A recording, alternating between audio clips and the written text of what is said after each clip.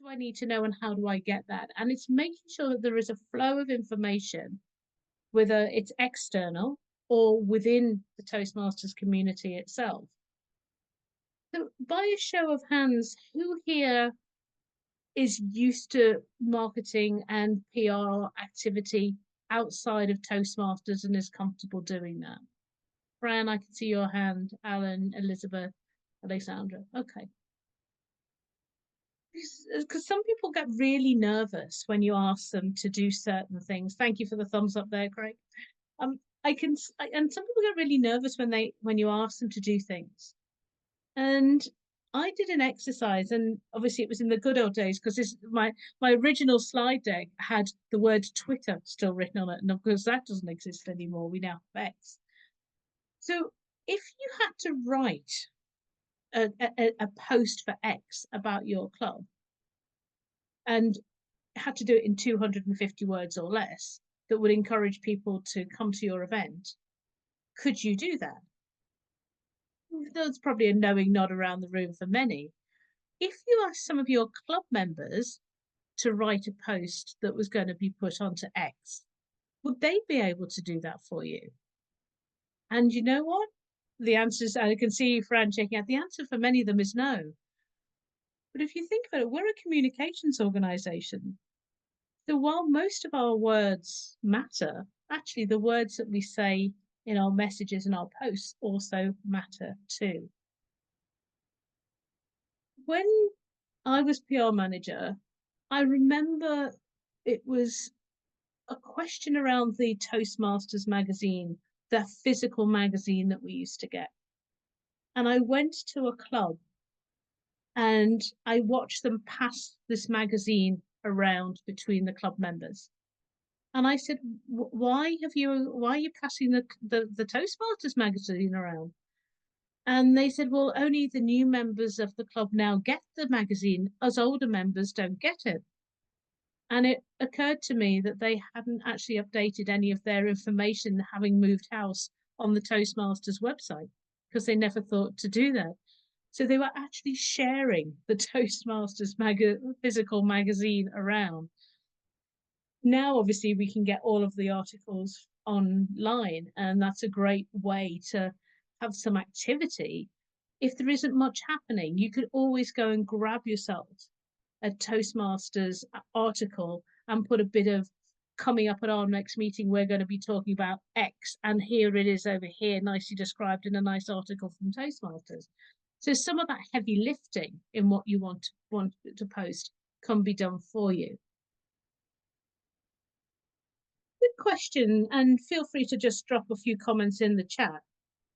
What do you feel are words that people see when they see a post come on? What type of reaction? What if you read a post? What sort of does it invoke for you?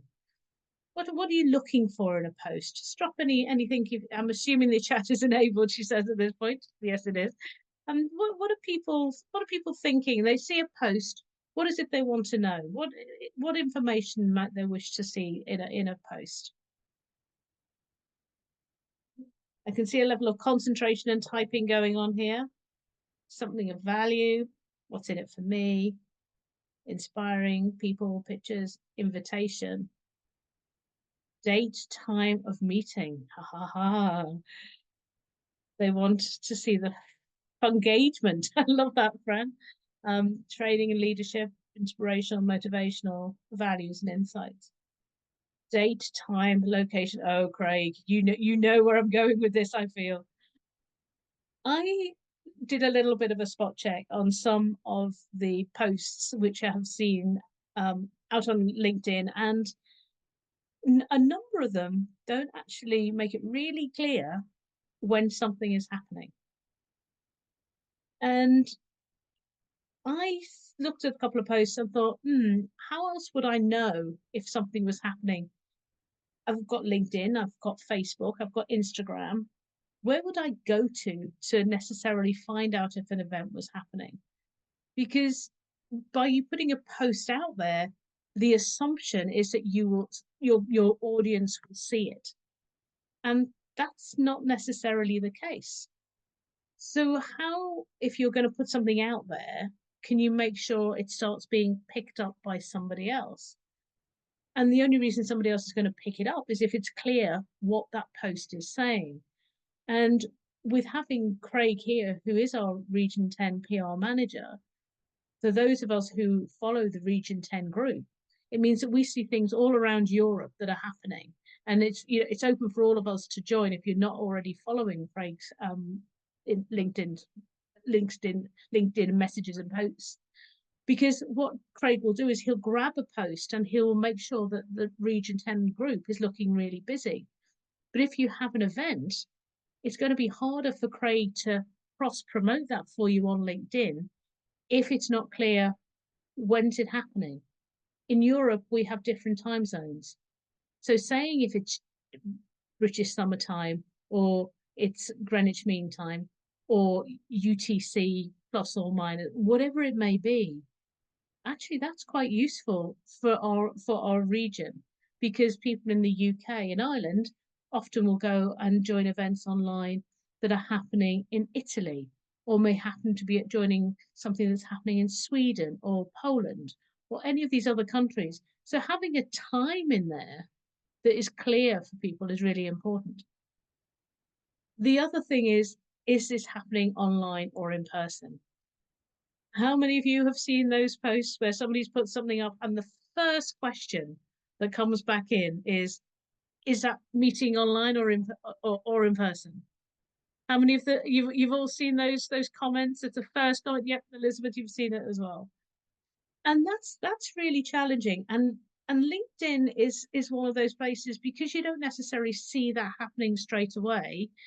You see a post possibly a couple of days after it's been posted, and then you see the chain of comments that have had to come through that. It's sometimes because of those comments, which is why you end up getting it coming into your own feed. So I think that sometimes having a look at what LinkedIn can provide is also, is that the right place for your club to be promoting? Serious question. How many of your guests have said they have come from looking at a LinkedIn post and come to an event or come to something? So you've got one, Alan. Bit of a yeah, one. I think we've got one definite there. I think that that is a real challenge because if you're going to the trouble of putting the media out there, you want and the events out there and the information out there, you want people to come and find them. You want it to be as easy as possible. And making sure somebody can register as easy as possible is really important. Then thanks, Fran. Yes, connecting with your website so the information is easily followed through on where you can come through. If you were going to travel to another country and you thought, I'll go and visit a Toastmasters club, where would you go to find that information? Where would you look? Any anybody put it in the chat? Where would you go and look for that? Of course, you'd be looking up the Region 10 website, LinkedIn page. Of course, you would be, Craig. How foolish of me. That one, the Toastmasters website. Meetup. I had a conversation with somebody earlier on today who told me that when they went on their holidays, they looked for a club where they were going on holiday and they looked up Meetup to find out where that club was and where they could go. So it's not one size fits all. You've really got to think about where you're putting your events, where you're putting your activity, who is your audience. You've got to meet your audience where they are. And there are a number of things that may happen when you try to do that. And some of them will work and some of them won't. But if you have a number of ways that your audience are finding you, then you know you're getting your messaging right. One of the other things that you and I will receive is spam. Who doesn't love their spam box in their emails full of information and targeted? It's great, isn't it? Spam's the best thing ever. Because if you actually read how they message in spam, they're really direct. They're telling you this is for you. You are being targeted. They're personalizing this usually. It's like, hi, Helena, You need to get this because this is going to be the most amazing, life-changing thing that you could ever do. Do you sometimes see our Toastmasters posts looking quite like spam? Have a look at your spam and just see how targeted and how well they are written sometimes to make sure that you do something and you respond and you take some sort of action because they really do and they're intended to grab our attention. And I think that the one of the things that I found as I've gone through is making sure that there is some form of call to action. There has to be something in the PR world for somebody to go, there's something in it for me. There's something I've got to respond to. Is it a registration link? Is there something I can go and watch? What are you trying to get somebody to do? And grabbing people's attention. How do you grab somebody's attention? Because some of our posts, if you look at them, are about Toastmasters talking about Toastmasters stuff. Is that going to be interesting to somebody who doesn't know what Toastmasters is to see us talking about Toastmasters stuff? Or are we also saying to somebody, this is, you really don't want to miss out on this. This is a great event where you can come and hear these most amazing speakers and actually attract people to come along as guests because they're interested and we've created something that they want to actually be part of. I remember that one of the colleagues that we have in Toastmasters from our colleagues down in South Africa, and they talk about selling the sizzle. And it's selling that steak. You can imagine it being on the barbecue. You can hear it. You know what that is, selling that sizzle. That's a really important part because you know then somebody's got to go, oh, we're moving forward. Apologies if anyone is a vegetarian here. I don't think that cauliflower steaks actually have the same effect as the sizzle, but you know, you might have to put a bit of oil on them to make that happen. But if you think about that for a minute on how to make things grab people's attention, because if you can grab somebody's attention, you're more likely that they will come forward and they will go, yes, I want to go and see this. I want to go and have a look at that.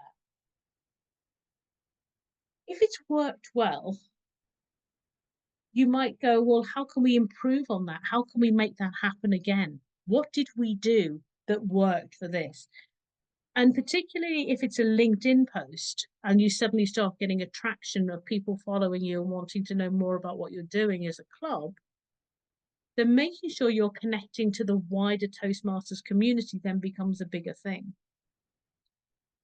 A number of posts are posted on LinkedIn, posted on Facebook, posted on Instagram, possibly shortened down for Twitter, X as it, or formerly known as Twitter, as we know, so in X instead.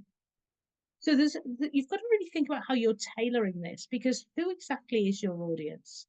Who are you trying to attract? Because if it's guests, why are we not putting some form of call to action in some of these posts to tell them to come and join us? Because if you look at some of the posts that are out there, we don't actually say, you can come and join us. You can go and find a club. You can come and join us. We meet at this time. This is open to everybody. And it's getting that balance right of activity so people know that the club is doing something. And at the same time, hopefully promoting Toastmasters as the wider brand. And you know, a couple of years ago, Toastmasters did a lot of work with LinkedIn to help promote the brand itself. But obviously, every little helps as we can do that as well. So thinking about how to do that with your club, having region tenors pick things up, having the UK and Ireland pages pick things up, being able to hashtag, being able to loop things through, making that loop start happening so more people start liking. I think that's a really important thing.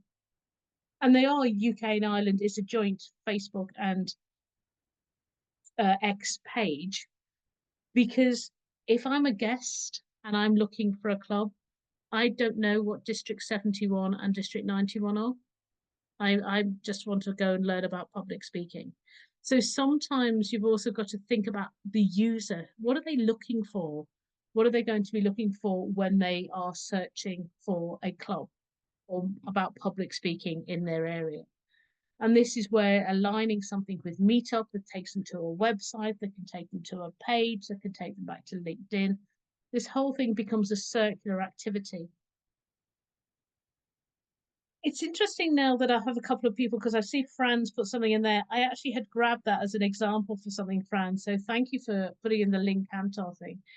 I'm just going to share with you this post that I took from Surbiton speakers. So let me just have a little whiz around here on this at this moment in time. We'll just close the chat down. And I'm just going to have a da da da da da. I'm just going to share this slide with you. Now, this slide is from Surbiton Speakers, so a UK and Ireland club, a club in District 91. One moment, I've just had a little play around there, and that's not gone according to my screen. Right. If you read that post, so it's posted 4 days ago, so it would have been posted on the 20th. If you have a quick read of that post, what does it say to you? No, just have a quick read of that. What does it say? Do you make a couple of notes on what that says to you?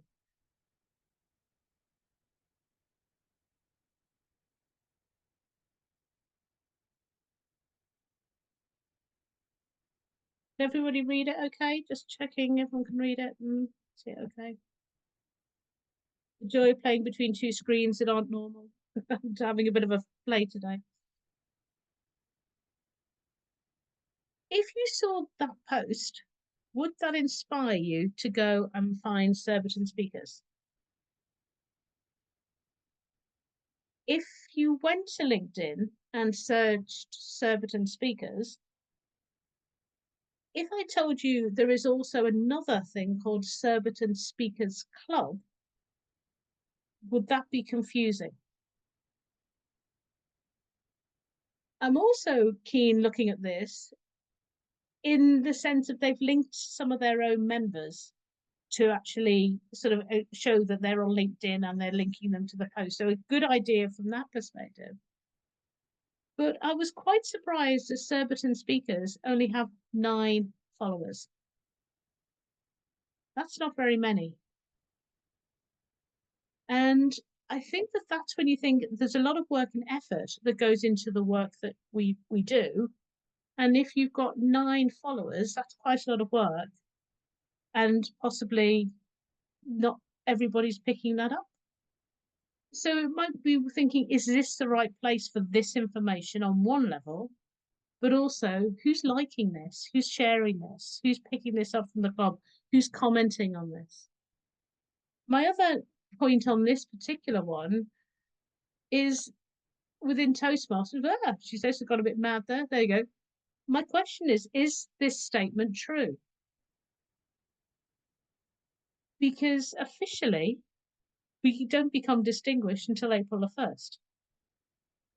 So from a Toastmaster perspective, some of the information that's there isn't quite accurate. That's not to say that Surbiton shouldn't be celebrating how well they've done, but it's just an example of that's actually not technically correct because you don't become distinguished until after the renewal period in the spring. So just an awareness of that, just putting it out there. I'm applauding Surbiton for what they've done. It's just give me a good example for this purpose. My other example, so thank you, Fran, for sharing the link Cantor. I grabbed link Cantor, lovely Lynn.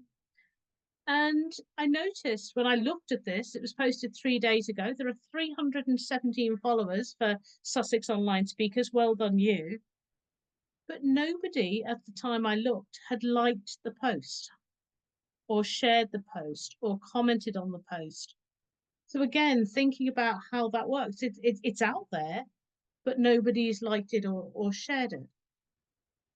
I've also picked up. It's a real shame I'm not in Liverpool. Otherwise, I would go to this event. I would go to this and go to visit Division N. I'm looking forward to this. And bits of this I really like. I like the fact that there's clear information in the message. There's clear information on the slide as well, and on the photo there's a company. There's a QR code on how to register. Really clear. Knowing how to register becomes a really important thing. So that pre-event activity, if I was there, I'd go to that. Anybody else going up to Liverpool to go to that? Looking at Elizabeth Jordan specifically at this one, she's shaking her head and going, no.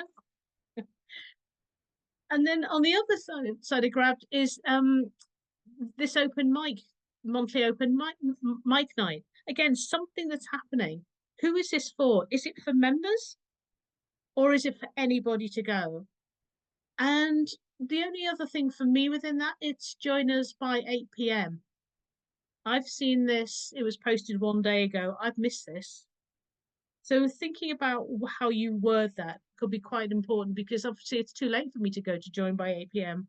because this was yesterday. So thinking about the clear messaging within there. But also notice the UK and Ireland LinkedIn page has 2,000, sorry, 2,000, 12,141 followers. So that's going to reach a target audience. So if you want something to reach a wider target audience, making sure you make that known to people is really important.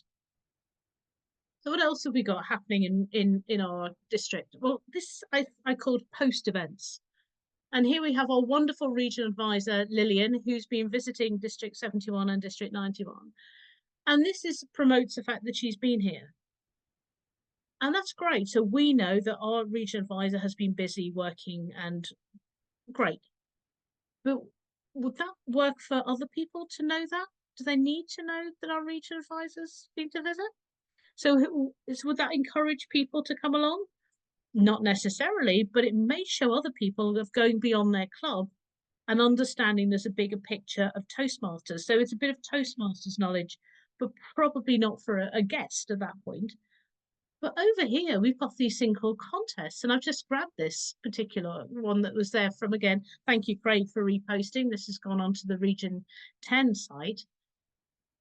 And you can already see that's gathering a little bit more traction. You've got people there that are you've got a number of people there. So when I grabbed it, there were at least 5 people. There's been a comment. There's a number of photographs that people are liking it, and that's against what would have also been posted on the UK and Ireland side. So suddenly, that's the contest is something that would be of interest. So having a think about how you make sure that people know that they can go to something else. So maybe there's a couple of links in there that you might want to think about. And then the last one I picked up was that one was this one, and I was intrigued by this one.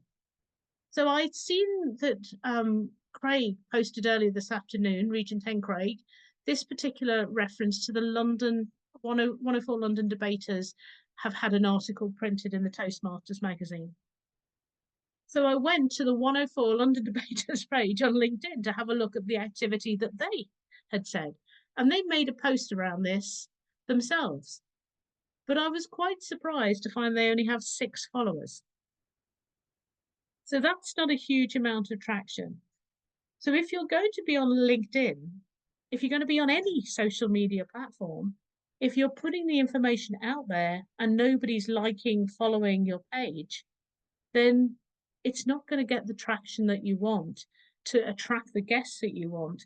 And as Alan said earlier on, get somebody to go, I want to set up a new club and have 4 new clubs come on the back of this.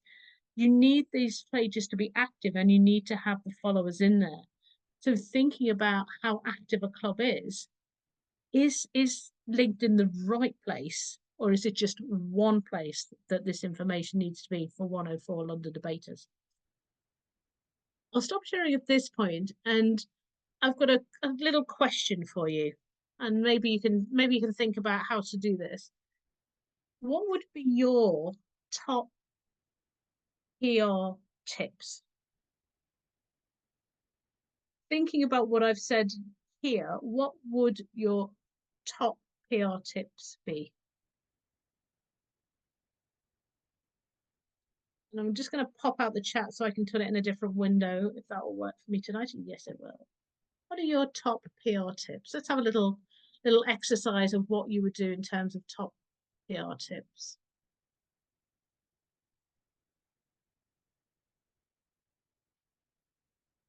Okay, I'm just going to drag this down. Apologies for the slowness. I was trying to use a different computer earlier on and I had to switch back to this one. Okay. Tagging people. It's a great way to make sure that people know that they're there. Know your audience. I think that that's the thing. Who are you trying to attract? What is the purpose of the post? And then it doesn't matter which platform you're talking about at this point, because if you've got a multiple way of doing it, which way is going to, what are you trying to promote? Are you promoting to Toastmaster members to come along to support? Are you looking to find the audience of a new cohort that have never come across Toastmasters before? Depending on what you're trying to achieve, will mean your messaging will differ. You need that call to action in there to ask somebody to do something. And if you've got little video clips, I think they really work. Those little snippets, those little vignettes, they really help because they're just one of many tools that you can have in your PR toolkit to be able to talk about why Toastmasters and those wonderful my whys that have been coming out again of why people have joined Toastmasters, I think are great because they bring a bit of a richness. And again, putting those onto something like LinkedIn for the more professionals that are looking for something to practice, to where to go to find out what Toastmasters is all about, that's really helpful. I think you have to keep it up to date. No matter which social media platform you are using or want to use, if it is not up to date, people won't believe you're actually an active club. So if you haven't posted on any of your social media platforms for more than a month, whether it's the next club meeting, whether it's an article from the Toastmasters magazine that you can grab, something that keeps the momentum going to show to people that you are an active club. I think as a standard, most clubs need to consider how they make sure one post out a month that actually indicates that you can come and join this club. Somehow that needs to happen. Now, I'll leave it to you in your PR worlds to think about how you would like that to happen, but I'll pose that as a challenge because if you can do that, then that how you write and how you think about that messaging will be one message has to be a real call to action to get people to come and think about that, to come and join your club. And I think that having posted something, every one of your club members needs to like it to gain the traction, whether it doesn't matter which platform to gain that traction. And with the Region 10 group, with the UK and Ireland group, with all of the clubs that I follow or don't follow, or I am constantly liking. Somebody said to me, "You don't even know where our club is, and you like it." It's because I've done the PR role, and I know that you need to like things to get that momentum going. So if that's not happening, if things aren't being commented on, if there doesn't look like there's activity behind it, then it starts with club members being actively involved. And I think it's about spreading the word at every opportunity. Toastmasters is great from the terms of it comes from word of mouth most of the time. But actually, are other ways of making sure our communication happens. I think that's important. So obviously, we are our own ambassadors for Toastmasters International. And therefore, no matter what you want to do, every time you step onto that stage, you're an ambassador for Toastmasters International. So when people come up to you and say, why are you a member of Toastmasters International? Do you have an answer? And I'm pausing at that point and looking around with those people who've got the cameras on because there's some smiles and nervousness within that. Do you have an answer? And the one the one pager I really love is the features and benefits of Toastmasters, that one pager, which just tells people why Toastmasters. And if you have nothing else in your toolkit, that you just have that ready at hand. And that features and benefits, it just explains to people what Toastmasters does and how cost transferable the skills that they will learn within Toastmasters will be in the real world. So always have that in your back pocket as well. I was going to do a longer piece, but I'm going to stop there, conscious of course that Alan has some other elements that he wants to talk about social media as well. But I will stay with you for a Q&A. But I think that just as a couple of things that I've dropped in there for things for you to go away and consider and do. If when I'm next looking at the social media posts, and I'll be keeping an eye on them, And if I start seeing a little change from this particular cohort of people here today, I'll know that something has landed from what I've said today. So thank you for your time today, and I'll hand back to Alan at this point. Thank you. Thank you, Helena. That, I mean, if it is too short, I feel like this whole session can be on LinkedIn because there's a lot to cover on that. Uh, let's have like 5 to 10 minutes of Q&A and see where it goes from there. If anyone has any questions for Helena, please drop it on chat, or uh, please feel to raise your hand so that I can unmute you.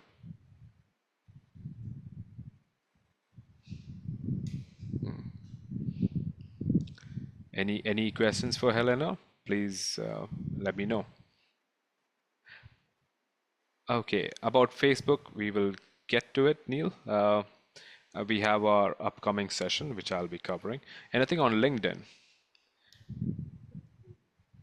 Now, if there's no one, I'll ask a question, Helena. Now, I noticed one of the posts that you shared of a club. It's mostly, I mean, it's come to a point where now when I see a post, I know whether it is written by AI or not, right? Could that be one of the reasons why people would not be interested to read more about it? It's possible. It's possible. I watched somebody use AI to generate a PowerPoint presentation the other day, and we ended up just laughing. The misspelling of things in there and the things that made absolutely no sense. And it was just like, so you've still got to have that human touch in there. And I think everybody has their own style. So I think when something feels more authentic and more and genuine. At the moment, AI isn't necessarily delivering that. That said, it can be a useful starting point if you're struggling. And the other top tip is to have a thesaurus nearby and think about other words that use that you can use to say the same thing. Um, I was talking to somebody earlier today, and we were using the word complete, and then it said, "Oh, so," and then it was like, "Oh, but is that correct or is that accurate?" It's like, Hmm. okay, so you can use those. So it's about having a bit of play with language as well when you're writing things. What's going to invoke people to take action really is what you're looking for. So thinking about misspellings in your posts, who's going to proofread them, or those type of checks. And maybe you do make it a bit of a group activity at your clubs. Who's actually using LinkedIn? Are you following our pages? Are you following all of the pages that are available for you? And if you're saying it, have they been written by AI? Well, maybe that's the end of it. They'll come back and I don't think that was written as well. So maybe they'll learn something along the way. Got it. I have another question, which I'll ask you. What are your thoughts on going online on LinkedIn and interviewing someone? Does that actually work?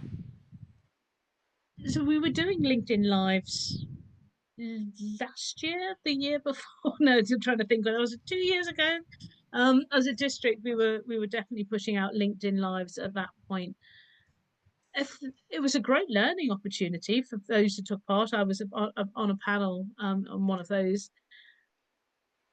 It's whether or not it's what is its purpose. I think it comes back to what is the purpose, the reason for the activity. We were talking about leadership in Toastmasters. That could land with different people in different ways. But then if we don't do it and for another year, then of course people don't look for us to be doing LinkedIn lives. So if you're going to do it, you've got to commit and carry on doing it. I think that's the biggest problem with it. Technically, it's all feasible and people can work it out. And we have had some great success. I know that Alistair Barton, who was part of our conference team and still does LinkedIn Lives now, he works in the eventing side of the business and so understands all of that. So there are people that can help guide that. But LinkedIn Live has its opportunity. It's whether or not what is the purpose and what are you doing it for? And I think you've got to actually know, is it worth the effort to get the result of getting, if it's guests through the door, is LinkedIn Live going to be the way that that's going to happen? I don't necessarily think that will, but that's not to say you could plant the seed somewhere else of somebody go, this is interesting. What can we find out more about Toastmasters? So it may go the other way. That's true. Any other questions for Helena? Yes, Fran? Do we have any training for our VPRs so that they can actually engage with more, or how do they engage more with the club so that they can actually promote online more of what we're doing? I've just sent messages to all my toasties for tomorrow's event because obviously that's wrong. We shouldn't have just one like, we should have everybody liking it. I mean, I don't know what the district are doing now because obviously that's Paul's domain to direct where the VPPRs are going for the year. But I'd just say for everybody here, we're about to go into Talk Up Toastmasters in February and March. And so if we're going into Talk Up Toastmasters in February and March, that is our opportunity and to be as creative as possible to go and get that radio interview, try to get yourself published somewhere, to be promoting on community notice boards.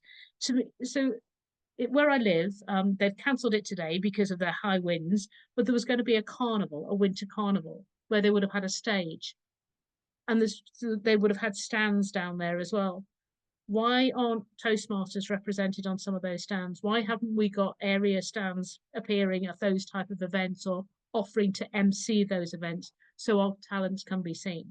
So I think there's more work that we can probably do, but I would leave anything directly for this year's district activity over to Alan to respond to, because obviously I did something in my year, people would have done something differently along the way, but it is part of club officer training, of course, and TLIs to go along and find out more. Alan, I don't know if you've got any other comments on activities around further training on this. All right, Helena, I have some more questions on chat. Maybe if you could write to them, it would be nice because I thought I'll cover the next part of the session and we'll keep more of the question and answers towards the end of the session. Is that fine with everyone? That's fine. Okay, fantastic. Because there's a question on AI, which is very nice. I thought that is also good. We'll answer that towards the end of this session. Now, when it comes to LinkedIn, I have some more pieces to add. This is based on my experience on LinkedIn. The first time that I posted on LinkedIn, it was when I received my Distinguished Toastmaster Award. Now, I'll share my screen to just show you that. This is how my LinkedIn profile looks like. I have a picture of me on stage. This is again from a Toastmasters stage. Now, if we scroll down, this was a post where I thought, you know what, let me, instead of putting it on Facebook or Instagram, let me try putting it on LinkedIn and see the response. Now, I got up to 5 guests, just, five guests, and a lot more inquiries from people, especially people from my friends list, asking me, what is Toastmasters? What did you exactly win? We don't know what that is. And people joined the club because I told them what Toastmasters is all about. And this happened mainly because I put up this post on LinkedIn.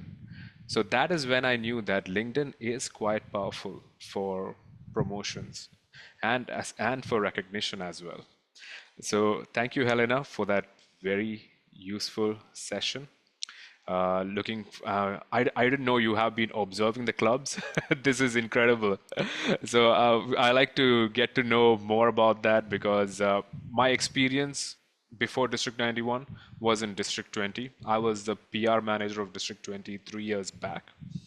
And I'm going to share some of the examples today, especially when I'm talking about Facebook and Instagram. Now, I noticed on the VPPR group that nobody is interested in Facebook for some reason. I don't know why. Everyone seems to be interested on Instagram more. Is there anyone here who is interested in Facebook? Just give me a shout. Okay, you are. Okay, I can see, sir. Because that was a little concerning. I was wondering, should I cover Facebook or just Instagram? Many people are into Instagram these days. So I thought, okay, fine. So I'm going to share some of, I'm going to share the club, the Instagram page where I did the most promotions on. This was the first page that I created on Instagram. For my club, my club at that time was Desert Pioneers Toastmasters Club. Now, if you look at this club, we have 1,608 followers, right? And what's interesting is that among those 1,608 followers, 91 of them are my friends. That's quite interesting, right? Uh, so what did you get from that? Okay, let me frame it another way. How many friends do you have on your social media? Just put them out on the chat. How many friends do you have on your social media? Just a rough figure. You don't have to be exact. You can say like 1,400. That's amazing, Paul. Quite a celebrity you are. Wow. Anyone else? 1,300. Fantastic. 1,200. Now, the reason why I'm asking this question is because I'm not so great at advertising. I have done a couple of them, but I haven't got the results that I wanted. For me, if I want to raise awareness about Toastmasters, it would be with my friends or my club's friends on social media. Now, Smita, is that an extra zero? I saw 23,000. Is that correct? Yeah, so I have 4 Facebooks, each nearing 5,000. I keep culling them out. And then the fifth Facebook has 2,300. So yeah, it Wow. comes to 2,000. And that, but LinkedIn, I've tried to cull it down to maybe I think 3,000 or 2,000. I don't know. Okay. Okay, great. It's And that constant it, exercise every summer holiday culling down. all right. That's great to know. So imagine you're posting about Toastmasters within your friends. How much of a reach would that be if it is to say to 1,000, 1,300, 23,000 or something? According to advertising, you would be paying a bomb just to get your message out there to all these different people. So on Instagram, what I thought was, you know what, I'm going to start from zero. Let me see how many people I'm going to achieve. And I was lucky to get 1,000 followers in the first 3 months of rigorous campaigning, where I was involving my friends as well as my members' friends. Now, if you notice one thing about the Instagram page, you see a lot of pictures are of members. Now, if I am featured over here, if I am featured in this picture, I will definitely like to post it. I would like to reshare it. I would like to show my friends like, hey, I got featured on this poster. Isn't that great? I would like to show that to my friend. If someone wins their distinguished Toastmaster or even a level 1 pathways, we feature them and they would be very happy to share it within their friend circle. And that way, it is raising more awareness about your club, about Toastmasters. Now, if you notice this Instagram page, it using several posts, we are able to create like a full page. You can see the layout of this Instagram, right? It's like a book. So whenever people go through the Instagram, they get to see, okay, what is happening here? This is quite interesting. Oh, how does Toastmaster work? Okay, I'm going to click on that. There's a whole video that this person had done on.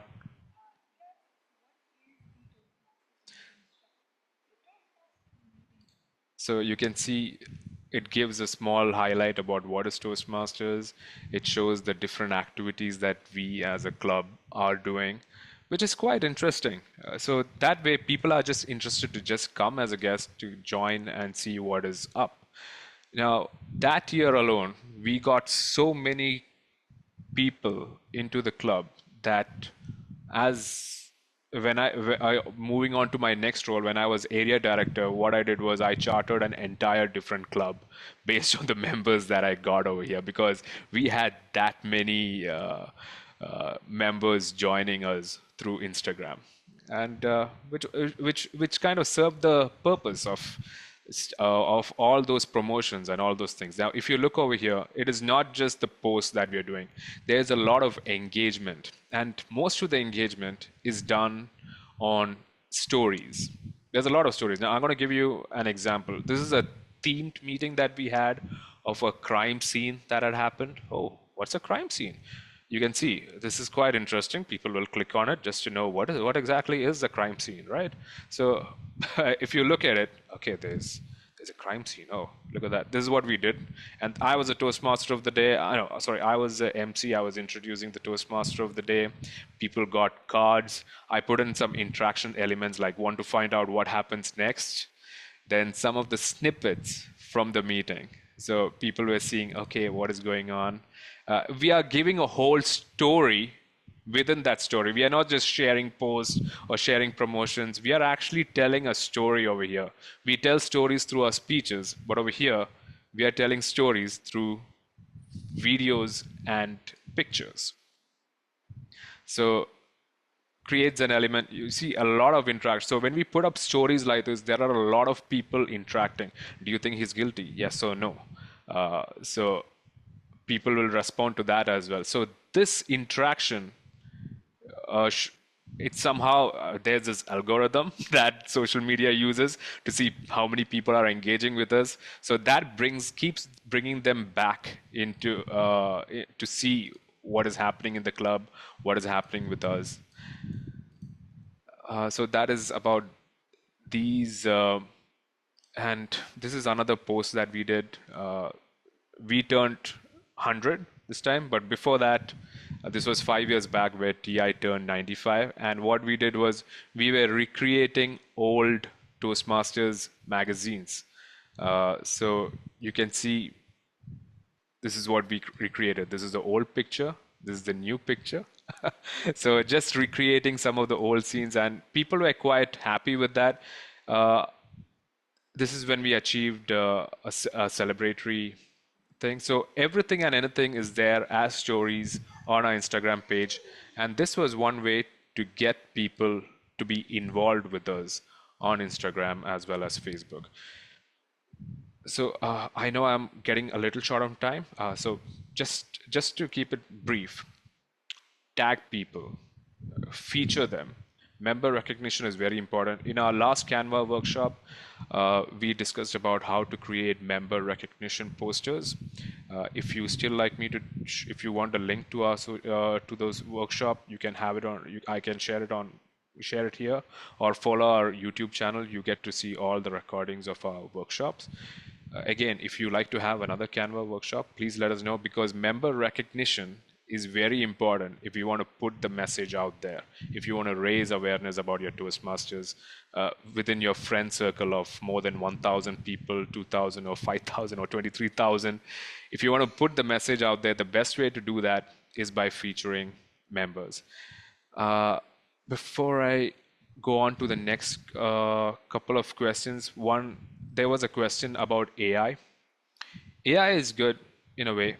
It's good for you to get the words that you need, but my personal recommendation would be to not copy it exactly as it is, or maybe tweak it using some prompts. If it gives a response to you, say like, okay, this is good, now tell me, give me what if a non-member is reading it? How would they feel seeing this? Like, okay, you want President Distinguished for your club, but for a non-member, what would that mean? Ask ChatGPT or ask any other AI tools this question and see the response that they give. So use AI creatively so that you can get the right words to feature your images. That is just my suggestion for that. Any other questions on chat? We have 5 more minutes.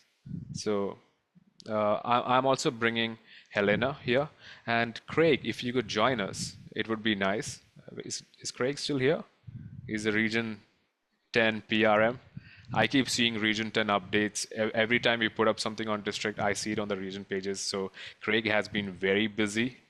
And he has also been proofreading everything, which is incredible. So Helena, Craig, I would like to invite you to the panel just for the Q&A. If you have any questions for us, please let us know on chat or even raise your hands and we can take it up. All right. Also, if you like us to share, like us to follow your LinkedIn, put them out on chat as well. We would like to give a follow. Or even for your personal pages. That would be very nice. Any other questions, anyone? Just as you were talking, one thing that we haven't really touched on here is the analytical data that you can get from LinkedIn. So you can track that, and that's quite useful if you're wanting to see who's following you, who's having a look, who's, it might be just worth doing some tests to see what you can get from the analytics. Because if you do a little bit of a data dump, you never know what you might find. It may surprise you when you actually start collating that information from the analytics from LinkedIn, and Facebook and others have it as well from your pages. But I think that the analytics can sometimes be helpful. Don't forget to look at the data. That's true. Analytics helps us know where all people are accessing it from, which is a best time to post it. We get a lot of things. I see Andrew's hand is raised. Andrew, yes, please. Thanks, Alan.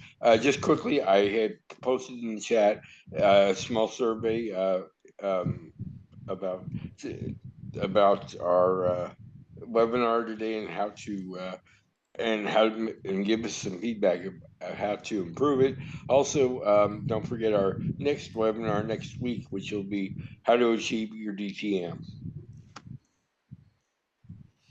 Thank you, Andrew.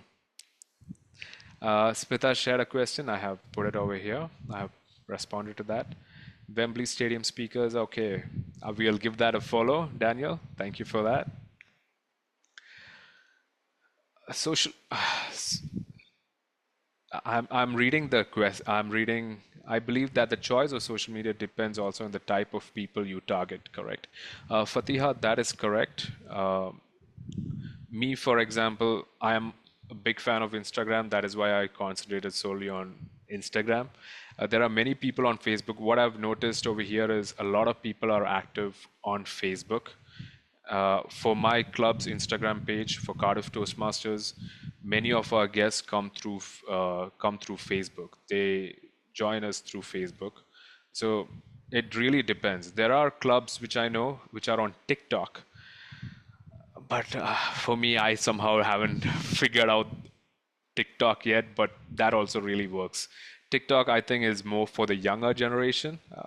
I'm still young, but I still find it hard to figure that out. All right, that is correct. Helena, anything more to add to that point? I'm not saying that you just aged us all when you mentioned about TikTok, and we've not all burst into a dance around the screen at that point, and there was some flash dance on that one. I think that's it.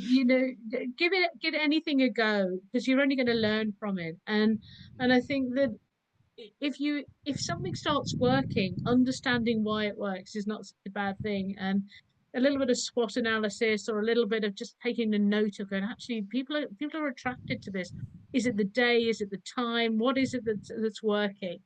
And particularly, using the likes of Meetup and Eventbrite as another way of making people know when things are happening. I think just find out which ones work for your club because it's going to be a combination. It's not just going to be one. True. There's another question, Helena, on do you use the same message across different platforms or do you adjust it slightly? I'd prefer to adjust it slightly where possible, particularly with using X because of the word count. So I'd probably be more precise in that one.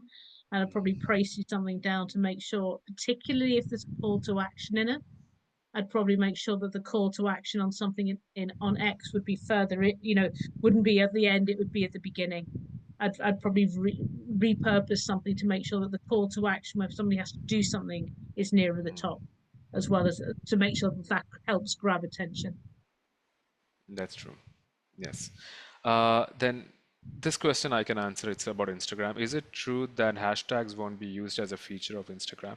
Now, back in the day when Instagram or even Twitter was there, hashtags were really helpful.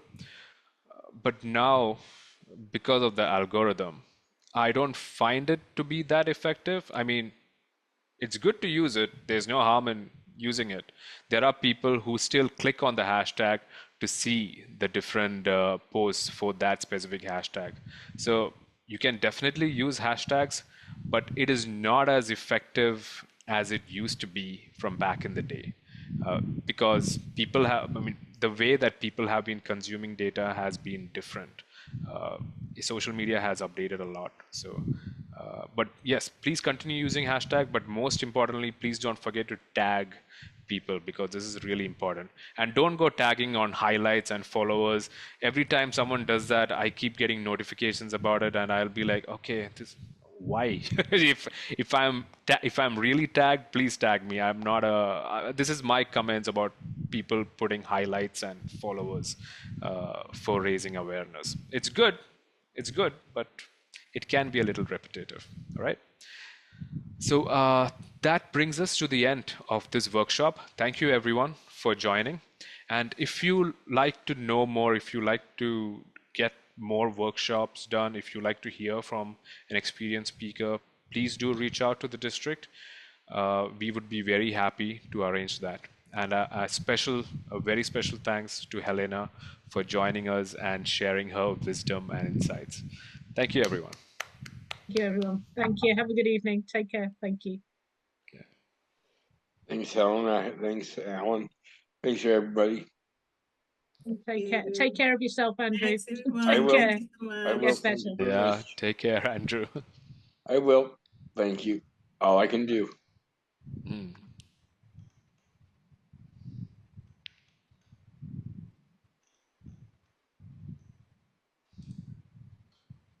Got quite a few interesting comments now on LinkedIn too. You did. Yeah. So I've got to go and do those. A couple of people have asked me information about to do this workshop again as the COT training in January in some way. So I'll loop back to you on that to make sure that it's what you want people to be messaged at that point, to make sure that's what you want the messaging to be. But yeah, some people have said, oh, COT training. So Yeah. The only issue with this workshop was that we posted it kind of late, right? That was the only problem because otherwise I think many people would have joined. I mean, it was there in the district calendar, but our poster was out there a little late. We released it on Friday. So that was something from my side because being District 91 is quite new to me. I didn't know many phases. Like I got to know you now, Helena. So I know that now you are the LinkedIn champ. So just making correction. I like a lot. I like a lot. But, Let me ask you yes. guys a question real quick. How's my microphone on this camera? Can you hear me as well? Yeah, we can hear you. Yes. Okay, good. I just want to make sure. Yes. Yeah, definitely. And can I also thank Thomas for joining? He's my mentee that I work with. Thank you very much, Thomas. I hope you understood all of what I said. And next Sunday, you can give me my critique on what you didn't understand about Helena speaking on this particular presentation. Helena, your hair are very beautiful.